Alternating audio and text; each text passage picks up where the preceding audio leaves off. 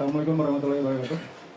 Bapak-bapak di depan yang saya hormati, ada Pak Yosa Prakasa dari Ampuri, ada Mas Firdaus dari ICW, dan Pak Dwi maupun Pak John dari Ikatan Akuntan Indonesia. Kemudian pada acara hari ini juga hadir sejumlah rekan-rekan wartawan dari berbagai media cetak maupun media online. Sebentar lagi akan saya bacakan yang hadir. Juga hari ini hadir beberapa perwakilan mahasiswa dari mana adik mas tadi, dari STIE Rawamangun ya. Sengaja kami undang ke acara ini untuk lebih memeriahkan acara ini, di samping juga untuk mendapat semacam gambaran mengenai bagaimana ilmu akuntansi diterapkan dalam segala bidang kehidupan, termasuk kali ini dalam urusan haji ya. Kemudian juga hadir dari kalangan akuntan yang lain yang mungkin sebagian sedang dalam perjalanan, juga ada beberapa perwakilan dari manajemen eksekutif Ikatan Akuntan Indonesia. Mungkin pertama-tama saya ingin teman-teman wartawan yang hadir memperkenalkan diri dulu. Yang pertama dari Indopos ada Rico Montana ya. Yang mana Rico? Rico Noviantoro, ini Montana. Dari Indopos ya. Kemudian dari Jurnal Nasional Suryanto. Ini Suryanto. Ada Amanda dari Bisnis Indonesia, Amanda. Kemudian ada Ades dari voaislam.com. Ades di belakang. Kemudian ada dari Republika ada Amri. Ada Amri. Dari kompas.com ada Rahmat Fiansah. Yang mana Rahmat? Itu di belakang, itu depan. Kemudian dari kantor berita Antara ada Yuni Arisandi. Yang mana Yuni? Di sebelah sana. Dari Suara Islam ada Sodik di belakang juga. Dari Antara TV ada Haris. Ini Haris sudah ada. Dari Radar Politik ada Raga di belakang. Dari Radar Politik juga ada Ismail. Iya. Kemudian dari Koran Sindo ada Ayu. Dari Media Indonesia ada Vera, dan dari Business News ada Patitis. Yang mana Patitis? Kemudian dari Harian Terbit ada Rabiatun. Jadi hari ini cukup banyak rekan-rekan pers yang hadir. Mudah-mudahan hari ini rekan-rekan pers bisa mendapatkan berita yang menarik dari seputar pelaksanaan atau penyelenggaraan ibadah haji. Baik rekan-rekan sekalian, seperti format dalam 2 kali acara Ngopi Bareng Akuntan sebelumnya, ingin saya jelaskan sedikit bahwa Ngopi Bareng Akuntan ini acaranya formatnya bincang santai ya. Jadi bukan seminar ini, sama sekali bukan seminar. Jadi ngobrol, namanya di warung kopi itu orang ngobrol. Ngobrol itu hal-hal yang santai, yang ringan tapi serius. Jadi nanti narasumber yang ada di depan ini akan memberikan semacam pemaparan, tapi di tengah jalan boleh dipotong. Kalau ada hal yang ingin diperjelas atau ingin dipertajam, dan yang motong itu bukan cuma rekan-rekan wartawan, tapi juga sesama narasumber yang lain. Jadi ngobrol santai, namanya ngobrol ya. Jadi ngobrol itu boleh saling motong, boleh saling nambahin, boleh saling ngurangin. Yang jelas nanti kalau terjadi perdebatan yang bertele-tele, tugas saya untuk menghentikannya, mengembalikan ke jalur obrolan kita. Tapi kalau obrolannya sudah berlangsung lancar, baik, saya akan lebih banyak berdiri mendengarkan mereka semua berdiskusi dan ngobrol. Mudah-mudahan itu yang terjadi. Jadi untuk pertama mungkin saya ingin sampaikan juga bahwa sebetulnya kali ini kami mengundang perwakilan dari Kementerian Agama. Kami sudah mengundang Pak Anggito, kami juga sudah mengundang Pak Yasin, tapi kebetulan sama-sama berhalangan karena berbagai kesibukan. Terakhir kami juga mengundang Pak Imam Adarukutni dari Komisi Pengawas Haji Indonesia, tapi Pak Imam pagi tadi mendapat tugas mendadak harus menerima 25 rektor dari Perguruan Tinggi Muhammadiyah se-Indonesia. Jadi Pak Imam berhalangan. Pak Imam cuma menyampaikan bahwa bagi KPAI, penyelenggaraan haji kali ini, KPHI, merupakan tugas pertama KPHI, karena KPHI baru dibentuk ya. Jadi menurut Pak Imam belum banyak yang bisa dievaluasi dari KPHI terhadap penyelenggaraan ibadah haji. Baru akan bisa dievaluasi sesudah selesainya penyelenggaraan haji yang tahun 1434 Hijriah ini. Saya kira itu pengantar dari saya. Alur diskusi kita hari ini mungkin kita mulai dari evaluasi dulu ya. Evaluasi penyelenggaraan ibadah haji dari ibadah haji 2 tahun atau 3 tahun terakhir. Disusul kemudian dengan hal-hal yang masih kurang yang harus dibenahi.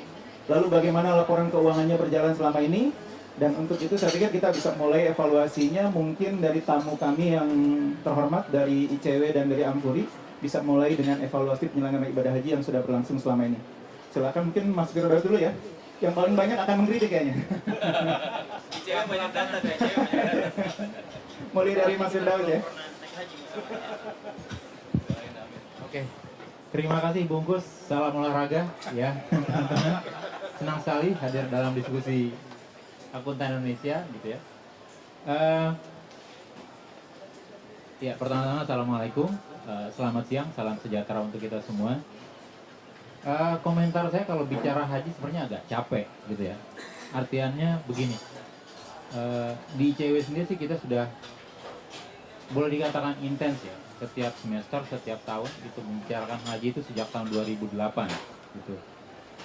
Kemudian kalau terkait dengan pihak akuntansi, kita juga sudah sangat intens misalnya menunggu hasil laporan LKBPK terkait BPIH atau apa namanya Dirjen PHU, kadang-kadang kan apa namanya beda-beda tuh gitu ya gitu. Tapi kontennya tentang penyelenggaraan ibadah haji gitu. Dan kita juga sudah agak capek misalnya gitu ya, sudah berkali-kali yang paling sering kita laporkan ke KPK misalnya entah itu potensi ataupun dugaan penyimpangannya, salah satunya adalah haji gitu.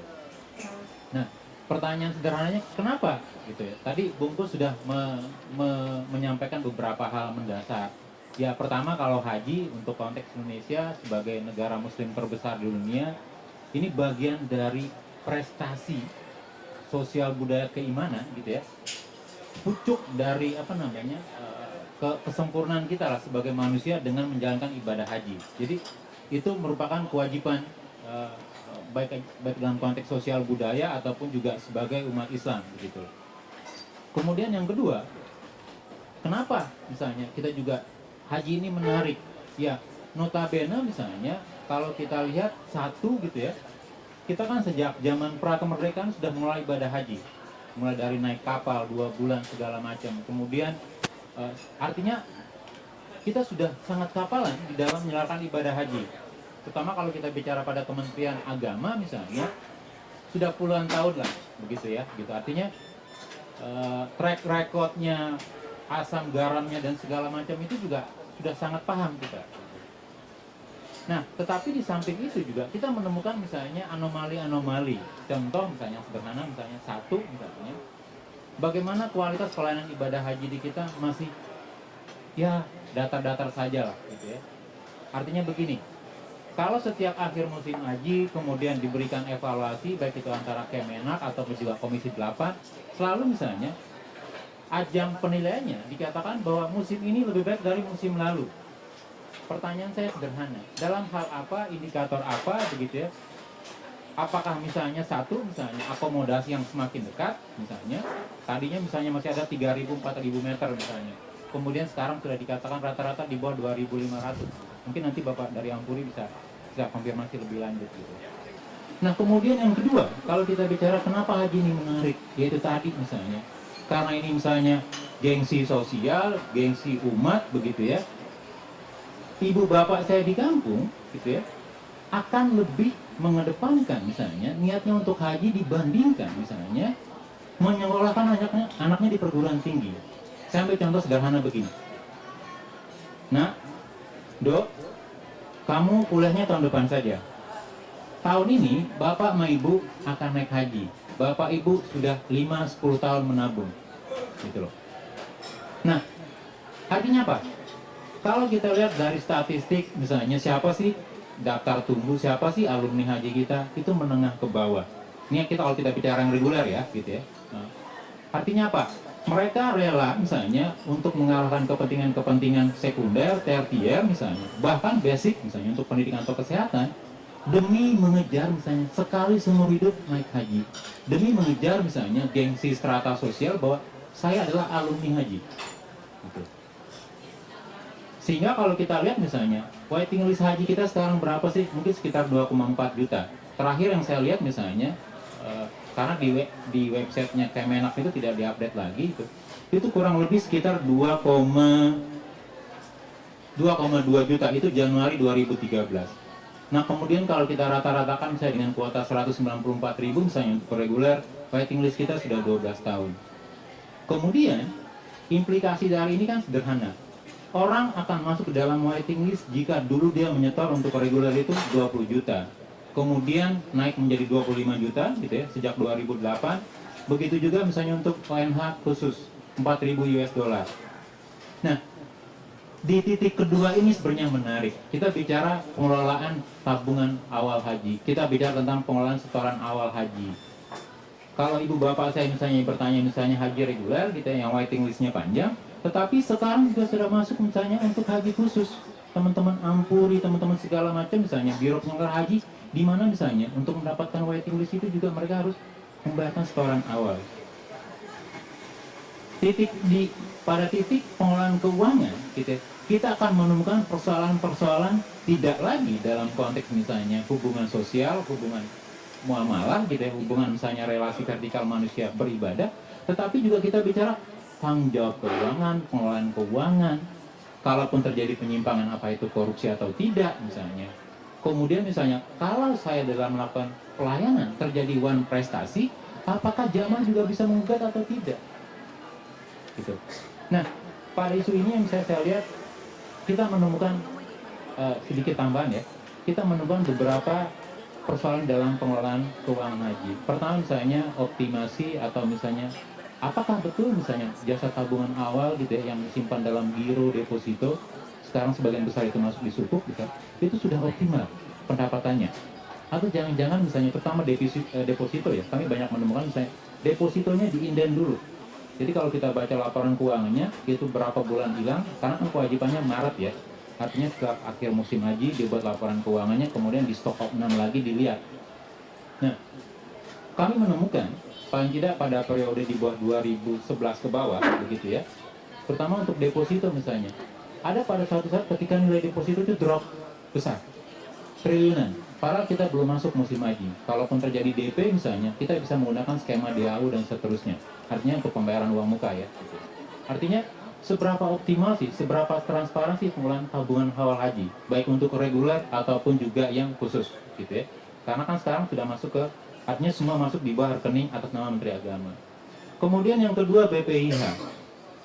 Kalau bapak-bapak misalnya, ibu-ibu, teman-teman lihat misalnya, di dalam penyajian laporan keuangan haji, pertama misalnya penyajiannya sangat general, gitu ya. Satu sisi BPK belum pernah melakukan audit yang lebih rinci, hanya LK saja, laporan keuangan. Kemudian yang kedua, kalau kita bandingkan di dalam komponen BPIH, sederhananya di dalam Undang-Undang Haji kan dikatakan bahwa penyelenggaraan ibadah haji 13/2008, Undang-Undang 13/2008 dan perubahannya misalnya, bahwa adalah aktivitas nirlaba, kegiatan nirlaba, non-rent seeking, begitu ya. Itu kan prinsip syariah yang dikejar. Kemudian yang kedua kalau kita lihat misalnya, segala kegiatan operasional mulai dari persiapan, pelaksanaan, evaluasi, monet dan seterusnya, gitu ya, kelengkapan panitia pengeluaran itu ditanggung oleh negara, baik APBN ataupun APBD. Tetapi yang kita lihat misalnya dalam 4 tahun terakhir, ketika misalnya setoran awal semakin besar, nilai optimasi yang disebut gitu ya, jasa bunga itu disebut dengan optimasi, itu ternyata juga semakin besar juga yang ditanggung oleh jasa bunga jamaah untuk kepentingan operasional. Dan saya juga menarik, kita tidak mengajarkan anggota Komisi 8 ya, bahwa DPR itu tidak pernah menambah alokasi untuk DHU misalnya, Direktur Jenderal Haji dan Umroh misalnya, itu hanya pada rentang 180 sampai 200-an miliar per tahun, gitu ya. Nah, salah satu misalnya alokasi yang rendah ini yang dijadikan justifikasi untuk misalnya mengambil dari dana-dana setoran awal jamaah gitu. Nah untuk misalnya sekarang 1434 Hijriah, kalau tidak salah itu dialokasikan hampir 1,8 triliun. Dan mostly, sebagian besar itu untuk membiayai misalnya operasional, pengelolaan barang dan jasa, petugas, penerbangan gitu ya, segala macam. Bahkan untuk tahun ini juga, kalau dulu ya tahun kemarin, semua honor itu masih di-cover dari jasa optimasi. Sekarang masih juga gitu. Nah pertanyaannya, di balik inefisiensi, di balik transparansi ini misalnya, salah satu ujungnya kan memang apakah ada tindak pidana korupsi atau tidak. Kami meyakini ada beberapa hal tersebut gitu ya. Nah kemudian yang kedua, ada pertanyaannya dua sebenarnya. Jadi sebelum saya serahkan ke yang lain gitu ya. Satu dalam sisi pengawasan. Seberapa efektif sih pengawasan kita, laporan keuangan, kemudian peran akuntansi dan seterusnya gitu ya. Artinya penyajian laporan keuangan, audit dan segala macam. Kemudian yang kedua, dalam sisi penindakan.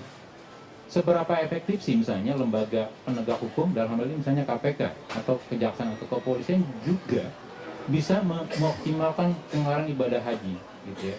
Dan yang terakhir yang paling besar memang menjadi persoalan adalah karena jeruk makan jeruk. Artinya kelembagaan mulai dari regulator, eksekutor, evaluator itu berada pada tangan yang sama gitu. Dan kami mengusulkan misalnya ya dengan revisi undang-undang haji dipisahlah gitu ya. Good governance yang baik, Kemenak itu hanya regulator saja, tapi dibentuk badan khusus untuk melakukan ibadah haji tersendiri yang akuntabel, yang memiliki standar SOP pelaporan keuangan yang transparan dan akuntabel, dan memiliki misalnya membuka akses kepada publik. Jadi mungkin itu sekedar catatan awal ya, paling tidak terutama dalam sisi jamaah penyelenggaraan ibadah haji reguler yang menurut kami ya karena itu bagian porsi terbesar begitu. Itu saja buat pengantar. Terima kasih. Ya, makasih Mas Firdaus. Mungkin kita nggak akan jauh-jauh dulu ya ke soal badan penyelenggara ibadah haji itu mungkin nanti bagian akhir. Apakah perlu sebuah BLU, apakah sebuah BUMN, saya pikir nanti bagian akhir ya. Tapi ada tadi soal evaluasi yang belum selesai. Tadi Mas Firdaus bilang bahwa apakah benar penyelenggara haji itu sudah lebih baik? Mungkin ada fakta yang menarik bahwa Indonesia ini dianggap sebagai negara penyelenggara haji terbaik sedunia. Ada fakta itu yang menarik, baru saja diserahkan predikat itu kepada Kementerian Agama pada saat pelepasan kloter pertama ya, mungkin teman-teman ada yang hadir ya. Pada saat itulah Indonesia dinobatkan sebagai negara penyelenggara ibadah haji terbaik. Oh ini saya pikir hal yang harus diapresiasi juga meskipun kita juga nggak tahu kriterianya. Yang kedua, tingkat kepuasan penyelenggaraan ibadah haji kalau menurut survei yang dilakukan terhadap jemaah itu sekarang 83% katanya. Targetnya nanti 80% untuk tahun ini. 81 ya. Nah kalau 81 artinya udah cukup tinggi ya. Cuma masalahnya yang survei siapa dan kriterianya apa itu persoalan lain ya. Nanti akan kita bahas lebih jauh lagi. Tapi sementara mungkin kita dengar dulu dari Ampuri evaluasinya terhadap penyelenggaraan ibadah haji. Sebelum nanti kita lebih jauh lagi ke soal penyelenggaranya. Silakan. Mungkin karena kami dari pihak swasta dalam banyak hal tidak terlibat secara aktif membicarakan haji khusus, tapi ada beberapa poin-poin mungkin buat yang hadir di sini bahwa kalau bicara haji sebenarnya kunci dari seluruh masalah menurut kami ada di Siskohat, gitu loh Pak Agus dan kawan-kawan di sini. Jadi Siskohat ini seperti Pandora, tidak ada satu orang pun yang tahu dari masyarakat kita, ya kan, apa itu isi Siskohat. Kalau kita bicara sampaikan data oleh ICW tadi, hampir 2,5 juta masyarakat Indonesia yang terdaftar dari Siskohat, kita nggak tahu tuh 2,5 juta itu siapa saja. Jadi kalau bicara akuntabilitas dari persoalan kita di sini selama ini karena beban biaya yang sangat tinggi dari masyarakat, ini harus ada transparansi dari niatan baik pemerintah, khususnya Kementerian Agama, untuk membuka sehingga masyarakat bisa mengakses, ya kan, siapa-siapa saja yang isinya dari 210.000, termasuk kami dari haji khusus, ya kan, itu harus mengetahui jumlah dan siapa saja. Karena patut diduga selama ini, khususnya di haji khusus sekarang antrian sudah 2019. Jadi kalau misalnya siapapun yang mendaftar khusus dari keluarga kita sudah 2019 khusus, ya kan? Khusus dan yang luar biasa, dana yang dikelola oleh Kementerian Agama ini sudah hampir 6 triliun kalau kami dengar dari haji khusus. Bisa dibayangkan kalau kita gunakan itu uangnya, dan ya saya sampai sekarang tidak mengerti gitu, pemerintah kok hobi ya nahan uang pihak swasta gitu. Saya nggak ngerti ini undang-undangnya, nanti mungkin abang-abang dari ICW bisa memberikan input kepada kami, karena memang kami ini melihat sudah ada hal-hal yang di luar kewajaran sehingga pemerintah begitu bernapsunya untuk mengelola uang pihak swasta. Kalau dibicarakan keamanan keuangan masyarakat terhadap pihak swasta, kan ada undang-undang yang mengaturnya. Ya, tidak perlu ditahan sampai 5 tahun 6 tahun seperti pengelolaan dana haji reguler, karena memang reguler dikelola pemerintah sampai saat ini. Tapi jemaah haji yang mendaftar ke haji khusus itu yang mengelola pihak swasta. Kami tentunya punya hak untuk mengelola, karena kalau membicarakan permasalahan haji, kita juga punya investasi. Kenapa uang itu pemerintah? Dan yang selanjutnya luar biasa, saya hanya akan masuk kepada yang poin-poin yang memang kami menjadi domainnya dari haji khusus. Bicara dana optimalisasi selama ini, pemerintah nampaknya tidak secara tegas menyampaikan pada masyarakat, yang selama ini menyampaikan bahwa haji reguler itu turun $90 kalau tidak salah ya Pak Firdaus ya. Tapi sebenarnya kalau kita lihat optimalisasinya naik dari 9 juta jadi 16 juta, jadi turun di mana gitu loh biayanya? Nggak ketemu ini. Aktualnya naik $500 aktualnya. Ini yang pertama. Yang kedua adalah sangat tidak fair masyarakat yang mengantri tahun 2025 membayarkan dana untuk orang berangkat haji tahun ini. Dan yang luar biasa yang menikmati juga bukan masyarakat, pejabat-pejabat pun ya kan yang masuk melalui pintu yang dikelola secara luar biasa oleh agama itu juga mendapatkan fasilitas itu, menikmati dana masyarakat selama kurang lebih. Nah ini terjadi. Lalu yang uang diinvestasikan disimpan oleh pemerintah dalam bentuk rupiah, bisa dibayangkan nilai dolar akan terus naik bertahun-tahun. Kalau terjadi sunring saja nilainya sudah turun, apalagi kalau dolarnya naik. Kenapa ini tidak langsung dibiayakan pada hal-hal yang sifatnya walaupun katanya ada suku dan sebagainya? Ini jadi pertanyaan kami pihak swasta. Apakah dana kami juga pihak juga dikelola sama seperti dana reguler? Sampai sekarang pemerintah tidak pernah menyampaikan kepada kami secara jelas dana kami. Ini jadi persoalan kita buat bersama. Dan satu hal yang perlu disampaikan kepada seluruh masyarakat Indonesia, bahwa sistem harus terbuka. Kalau bicara transparansi bahwa 2,5 juta masyarakat itu berhak mengetahui isinya, karena mungkin saja sudah ada yang meninggal atau mungkin saja juga banyak nama-nama yang sudah tidak kompeten untuk mengisi daftar kuota haji porsi-porsi sampai tahun 2025, termasuk haji khusus. Kami mungkin dari khusus selama ini cukup risau karena dengan sistem diterapkan oleh pemerintah Indonesia kepada kami pihak swasta, kami tenggarai sistem ini akan menyangkut kepada sistem liberalisme di mana yang punya uang akan semakin kuat. Sistem syariahnya udah nggak ada di sini gitu. Karena sekarang terjadi bakal tambah yang jumlahnya cukup besar. Ada beberapa penyelenggara itu bakal tambahnya besar. Dan kami sudah sinyalir ada pihak-pihak yang bukan pelaku di bisnis ini termasuk menginvest dananya. Bisa dibayangkan dengan uang 4.000 dikali 100 orang jemaah kurang lebih 400.000. Kalau mereka punya uang dana yang cukup banyak 800.000 biasa sama 2 tahun. Sedangkan biaya pilihan haji itu untungnya kalau dikelola secara benar itu juga cukup luar biasa. Jadi ini pemerintah juga mesti hati-hati juga membaca undang-undang. Kami selalu concern sama seperti ICW, Undang-Undang Nomor 13 itu jelas di dalamnya bahwa penyelenggaraan ibadah itu sifatnya tahunan, bukan sepanjang tahun. Jadi 1 tahun itu harus berhenti. Ini kan tidak, pemerintah membuka seluas-luasnya pendaftaran yang isinya kadang-kadang kami nggak jelas membaca cara membaca undang-undang ini dan ada beda paham gitu loh. Ini Pak Kus. Jadi buat masyarakat, buat adik-adik mahasiswa khususnya ketika menyerap persoalan haji nasional secara utuh, tidak terlepas dari haji maupun haji khusus, banyak hal yang mesti kita sikapi secara proporsional. Dan nampaknya menurut kami sekarang ini kayaknya khususnya saudara Anggito selaku dirjen ini nampaknya memperlakukan sistem keuangan negara yang dikelola dalam rangka seperti OJK gitu. Jadi apa namanya pelaksanaan mirip-mirip kalau kami lihat gini nih, ya kan? Jadi mengelola keuangan sendiri gitu kan, asik nampaknya dan mohon maaf gitu. Pak Anggito juga dalam banyak hal nampaknya sudah terlibat masuk ke domain swasta yang kami pikir tidak tepat. Bahwa beliau harusnya bersikap netral. Saya baru kembali dari Tanah Suci hari Selasa kemarin. Banyak hal luar biasa kami hadapi bahwa nampaknya pemerintah sudah masuk kepada sektor-sektor yang kami pandang tidak perlu dimasuki. Harusnya pihak pemerintah memberikan perlindungan kepada masyarakat karena kami pihak swasta itu dibebankan pembiayaan yang luar biasa yang sebenarnya secara tupoksi head to headnya masyarakat memberikan langsung kepada pihak muasasa. Dan jadi pemerintah nampaknya abai memberikan perlindungan atas kondisi ini karena pemerintah sama sekali tidak terlibat.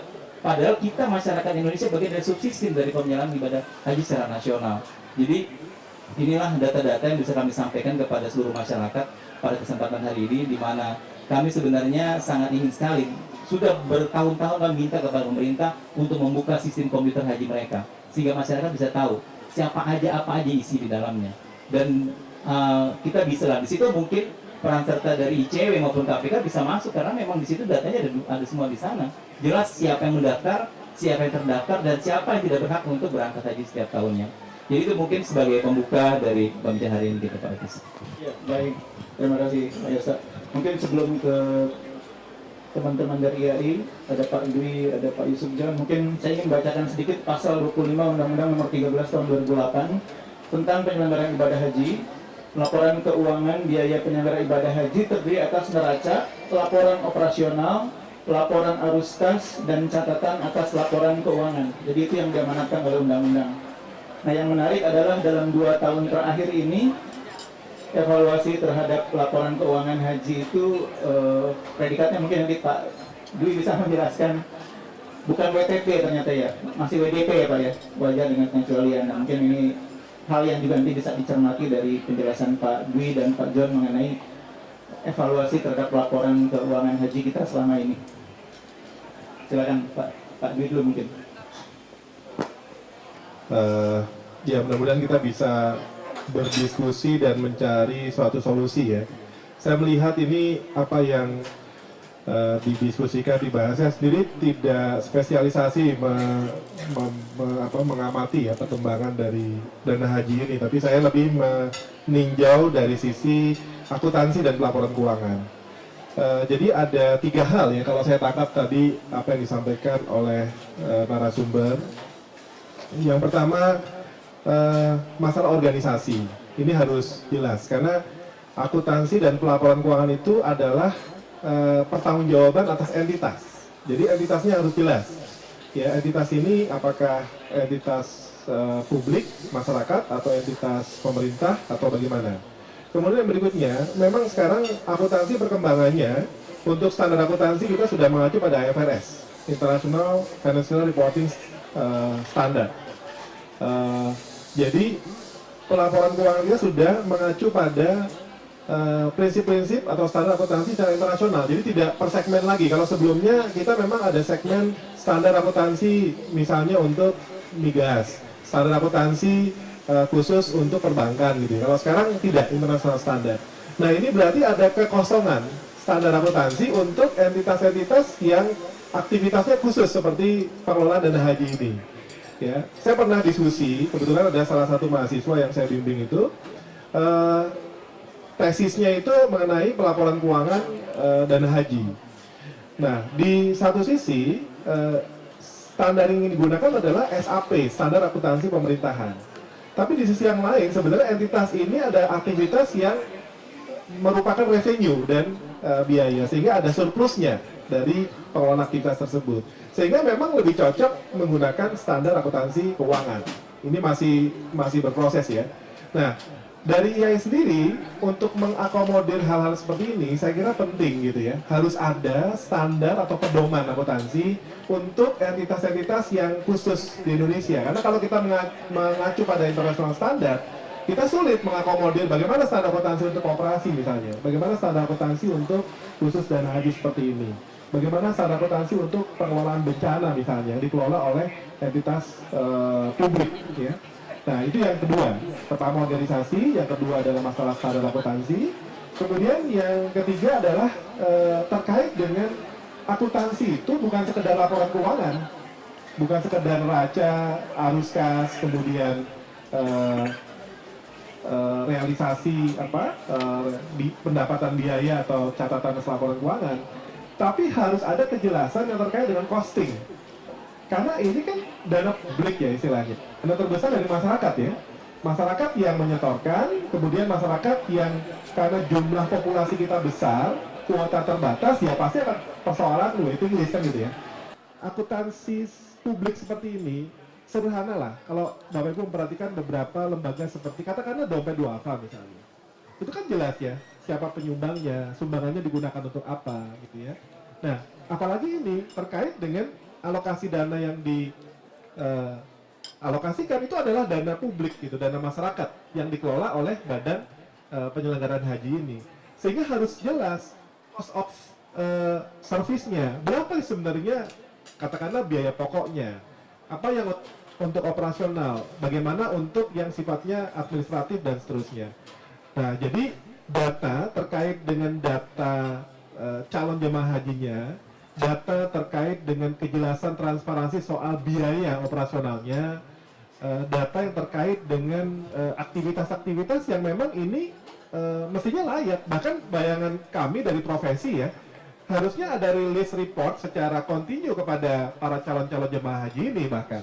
Karena dia sudah mengalokasikan dana dan dia berhak mendapat informasi. Dan kalau untuk publik ada juga dana-dana yang bisa diakses oleh masyarakat, termasuk pelaporan keuangannya. Jadi saya melihat isunya di sini justru persoalan kejelasan organisasi, kejelasan standar dan sistem, serta pelaporan keuangan. Kalau ini belum jelas, akhirnya kita cuma bicara rumors kan. Wah ini ada dugaan, ada permasalahan, ada penyalahgunaan dan sebagainya. Nah sekarang persisnya bagaimana mengenai laporan keuangannya aja kan tidak clear. Bagaimana cost dari penyelenggaraan haji ini kan juga pasti akan banyak menimbulkan